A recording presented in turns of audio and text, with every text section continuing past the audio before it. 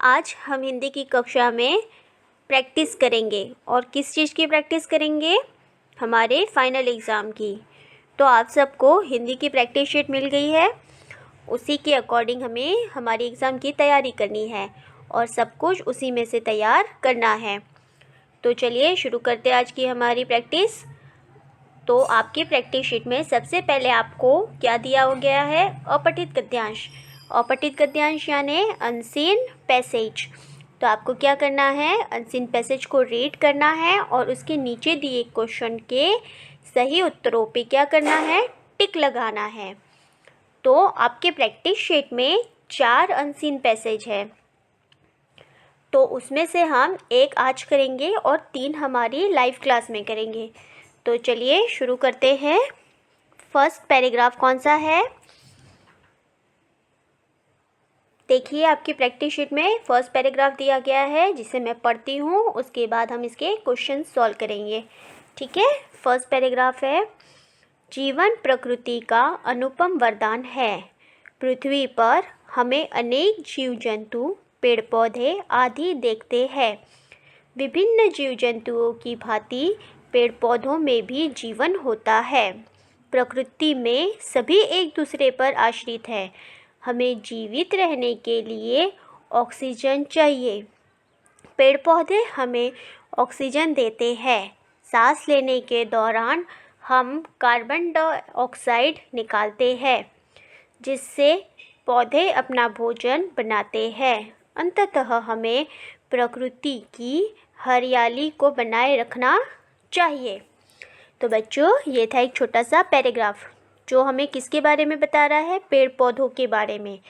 तो पेड़ पौधे हमें क्या देते हैं? पेड़ पौधों से हमें क्या मिलता है? ऑक्सीजन। और वो ऑक्सीजन हम किस रूप में लेते हैं? सांस के रूप में। यानी जब हम सांस लेते हैं तो हमारे अंदर कौन सी हवा जाती है? ऑक्सीजन जाती है। और हम एक सांस निकालते भी है ना? जो सांस हम बाहर निकालते हैं नाक के द्वारा, उस सांस को क्या कहते हैं? Carbon dioxide. और उससे जो पौधे हैं वो क्या बनाते हैं? अपना भोजन, मतलब उससे वो अपना खाना बनाते हैं। और क्या कहा गया है इस पैराग्राफ में? पेड़ पौधे जीव जंतुओं और प्राणियों के लिए भी बहुत उपयोगी है।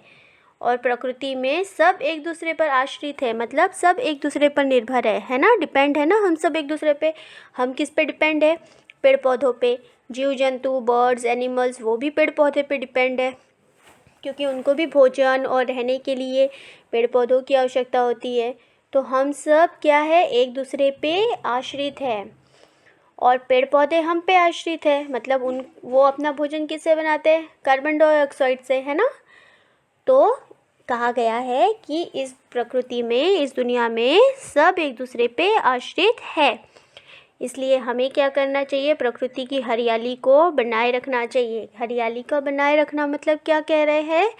कि अधिक से अधिक पेड़ पौधे लगाना चाहिए। जब पेड़ पौधे लगाएंगे तभी तो वातावरण हरा भरा रहेगा, है ना? तो बच्चों, ये था एक छोटा सा पैराग्राफ आपका। अब इसके कुछ प्रश्न नीचे दिए हुए हैं और उसके साथ उसके ऑप्शन भी है। तो चलिए हम करते हैं। इसका पहला प्रश्न देखते हैं, प्रकृति का अनुपम वरदान क्या है? तो इसका उत्तर आपको फर्स्ट लाइन में ही है और इसके ऑप्शन भी दिए हुए हैं। तो क्या आएगा इसका सही आंसर? देखो फर्स्ट लाइन में दिया हुआ है, जीवन प्रकृति का अनुपम वरदान है। जीवन यानी हम जीवन व्यतीत कर रहे हैं, हम जी रहे हैं ना, जीवित लोग। तो ये जो हमारा जीवन है वो हमारे प्रकृति का, मतलब प्रकृति ने हमें बहुत अच्छा एक चीज़ दिया है। वो क्या है? जीवन। तो इसका सही उत्तर क्या होगा? जीवन। फिर सेकंड है, जीव जंतुओं की भांति किसमें जीवन होता है? जीव जंतु मतलब बर्ड्स, एनिमल्स, हम सब के भांति हम जीवित है ना? कि निर्जीव है? हम जीवित है। और निर्जीव यानी जिसमें कोई जान नहीं होती। जैसे ये और चेयर, टेबल, ये सब वस्तुएं हैं, ये सब इसमें जान होती है? नहीं। और जीवित यानी जिसमें जान होती है। वो कौन से लोग होंगे? प्राणी, मनुष्य, है ना, बर्ड, एनिमल, ये सब। तो जीव जंतुओं की भांति किसमें जीवन होता है? देखो ऑप्शन में दिया हुआ है पेड़ पौधों में, सभी वस्तुओं में, लकड़ी में। तो अभी मैंने आपको बताया कि निर्जीव चीज़ें होती है कौन सी, जिसमें जान नहीं होती है, वो लकड़ी, वस्तुएं, ये सब होती है। तो जीवन किस में होता है? पेड़ पौधों में, है ना। तभी तो वो ग्रो करते हैं, तभी तो वो बड़े होते हैं, तभी तो उनमें फल होते हैं, फूल होते हैं, है ना। हमारे तरह ही हम पहले छोटे होते हैं, फिर धीरे धीरे बढ़ते जाते हैं, उसी तरह प्लांट भी ग्रो करते हैं।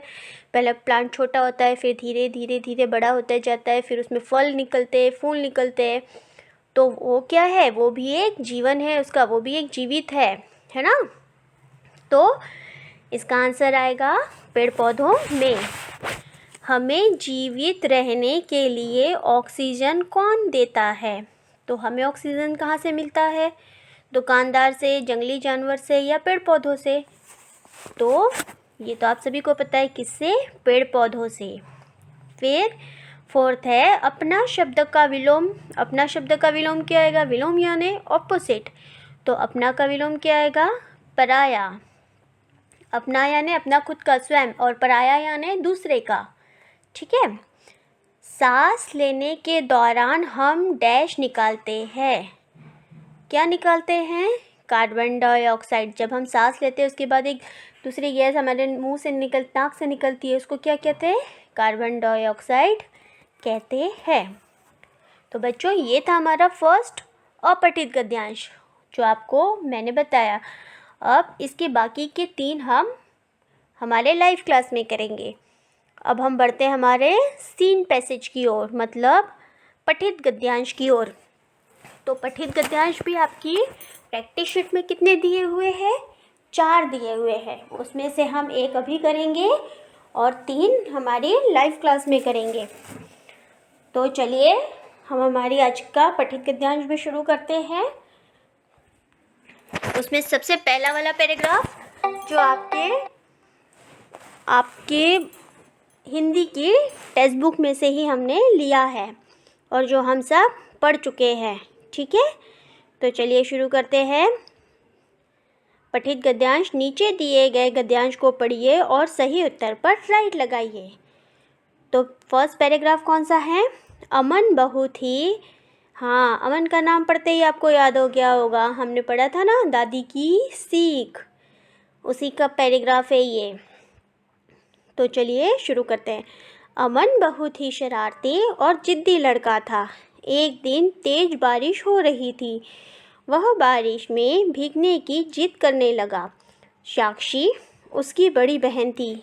उसने उसे समझाया, अमन, यदि बारिश में भीगोगे तो बीमार पड़ जाओगे। बड़ों का कहना मानो। अमन बोला, मैं तुम सबका कहना तब मानूंगा जब तुम मुझे चॉकलेट दोगे। तो फिर क्या हुआ? ये पैराग्राफ्स आपको तो पता ही है, हम पढ़ चुके हैं, तो भी हम इसको समझते हैं। अमन कैसा लड़का था? एक जिद्दी। और वो किस चीज़ की जिद कर रहा था? बारिश में भीगने की।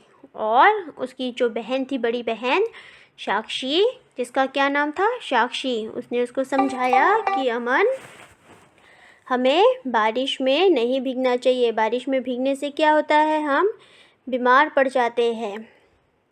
लेकिन वो अपनी बड़ी बहन का कहना नहीं माना और किस चीज़ की मांग करने लगा वो, कि उसे क्या चाहिए? चॉकलेट चाहिए। चॉकलेट की जिद करने लगा। उसने कहा कि दीदी, मैं आपकी बात मानूंगा, लेकिन कब? जब आप मुझे चॉकलेट दोगी तभी मैं आपकी बात मानूंगा। तो ये था बच्चों छोटा सा पैराग्राफ जो हमने हमारे क्लास में भी पढ़ा है और आपको पता भी है ये पैराग्राफ, है ना। तो चलिए अब हम इसके प्रश्न उत्तर देखते हैं। अमन कैसा लड़का था? तो बताइए, बहुत ही शरारती, जिद्दी, होशियार या कमज़ोर? तो कैसा लड़का था अमन? बहुत ही शरारती था। ठीक है। फिर सेकेंड वन, अमन क्या करने की जिद करने लगा? तो क्या करने की जिद करने लगा? खेलने की, बारिश में भीगने की, या टीवी देखने की? तो अमन बारिश में भीगने की जिद करने लगा। फिर नेक्स्ट है, अमन की बड़ी बहन का क्या नाम था? तो आप सभी को पता है उसकी बहन का क्या नाम था? साक्षी। फिर फोर्थ क्वेश्चन, अमन ने अपनी बात मनवाने के लिए किस वस्तु की मांग की? मतलब जब अमन कह रहा था ना कि मैं आपकी बात मानूंगा लेकिन आपको मुझे क्या देना होगा, क्या मांग रहा था वो? चॉकलेट। यस, बिल्कुल सही। फिर उसके बाद नेक्स्ट और अंतिम प्रश्न, नीचे दिए गए वाक्य में संज्ञा शब्द बताइए। तो संज्ञा अभी सबको पता है, संज्ञा यानी नाउन। और नाउन वाले शब्द कौन से होते हैं? नाम। जो नाम होते हैं किसी भी व्यक्ति के या फिर वस्तु के, प्राणी के, किसी भी चीज़ के, हर एक चीज़ का अपना खुद का नाम होता है ना, तभी तो हम उसे पहचानते हैं। तो जो ये नाम होते हैं वो क्या होते हैं? हमारे संज्ञा होते हैं। तो प्रश्न में हमें यही पूछा गया है कि संज्ञा शब्द बताना है। तो चलिए पहला देखते हैं, साक्षी उसकी बड़ी बहन थी। इस वाक्य में हमें संज्ञा शब्द बताना है। कौन सा वाक्य है ये? साक्षी उसकी बड़ी बहन थी। इस सेंटेंस में संज्ञा शब्द कौन सा हुआ? कौन सा नाम आया यहाँ पे? साक्षी, है ना? साक्षी एक लड़की का नाम है ना। तो हम क्या कहेंगे कि जो साक्षी है वो क्या है? हमारा संज्ञा शब्द है, नाउन है। ठीक है बच्चों, इस तरह ये पैराग्राफ भी हमारा यहाँ पे समाप्त होता है। अब बाकी पैराग्राफ हम कब करेंगे? हमारे लाइव क्लास में। तो प्रैक्टिस शीट में आज हम पठित और अपठित गद्यांश का ही पठन करेंगे और उसका ही प्रयास करेंगे, अभ्यास करेंगे। और बाकी जो क्वेश्चन है वो हम अगली कक्षा में पढ़ेंगे। तो आज के लिए इतना ही। आप लोग घर पे इसके अच्छे से अभ्यास करिएगा। धन्यवाद। Thank you.